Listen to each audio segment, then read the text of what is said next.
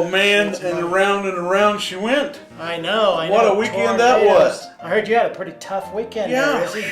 You were like caught up in the vortex. I was wondered if I was going to have to take a ride on one of them things. I don't know. I was looking. You think it would have picked me up? Yeah, those are pretty powerful. Yeah, I think we would have picked up you. They got a lot of juice. I know, and I thought it was just you eating too many beans. It wasn't just that. But no, it's pretty windy. Pardon me, anyway. Hello and welcome to your old news update. I'm Izzy Fitz, and that's Bud Driscoll. Yeah. I'll just put words in your mouth. Yeah, you do that. We're going to shout out to our all good old sponsors. Eagle Crest Retirement Community, 1501 East Magnolia. That's right. Howdy. Headley's Clothing, 1829 South 9th, and Smoky Hill Museum, 211 West Iron. Had a story in today's paper. Mentioned the Smoky Hill Museum. Well, every mention's a good man. That's right. They're working with the Salina Airport Authority to do the Wings Over Salina Air Museum. Wings over Salina. Wings. They're going Saturday night, he almost had wings over Salina. That's right. Well, topping the headlines from yesterday, let's see what happens. Let's see what happens. April 28th. That's brother's birthday.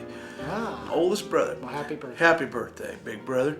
Hey, the footbridge linking Oakdale Park and South Street, built in the 1880s, was dismantled Monday after a new footbridge was lifted into place. I wonder if that's the ones that are out there. I think it may be. The old wooden bridge was one of two remaining original park improvements, the other being a cast iron fountain that is in the middle of the park's former garden. Is it still there? It may be. Is that where the Statue of Liberty is? Yeah, no, I'm not sure. The original. I'm not a native. Nor am I. The original wooden bridge was badly deteriorated. Well, I'm sure some history buff can call in and tell us exactly. That's right. So give us a call or what's new. Check our Facebook page.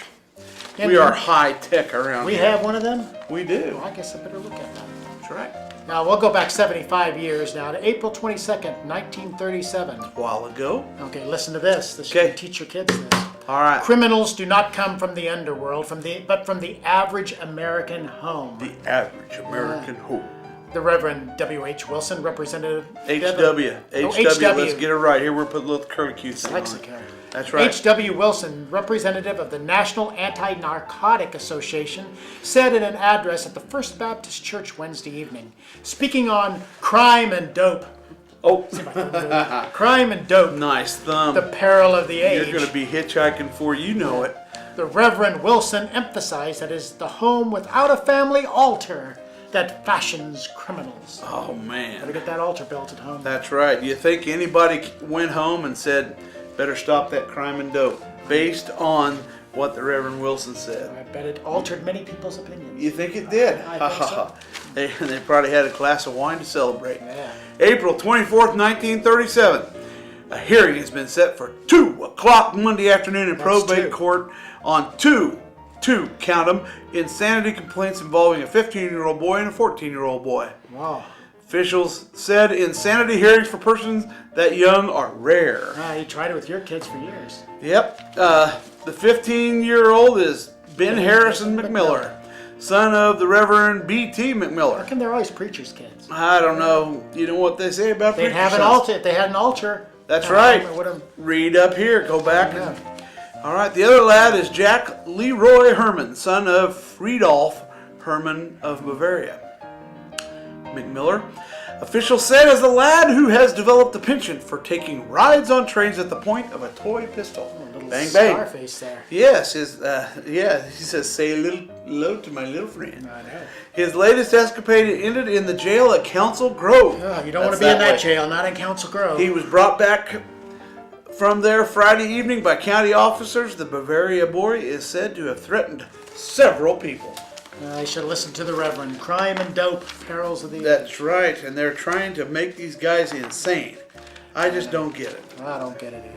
But look, I don't get this either. On April 27th, 1937, warning of the rapid spread of Nazism and fascism on American soil, Dr. L.N. Burkhead, in his address at the First Unitarian Church Monday night, laid down a challenge to democracy with the statement, "We must reaffirm our faith in the democratic way of life and be more militant in its defense." In other words, none of this. No. None of this. The speaker took pot shots at the Reverend Gerald G.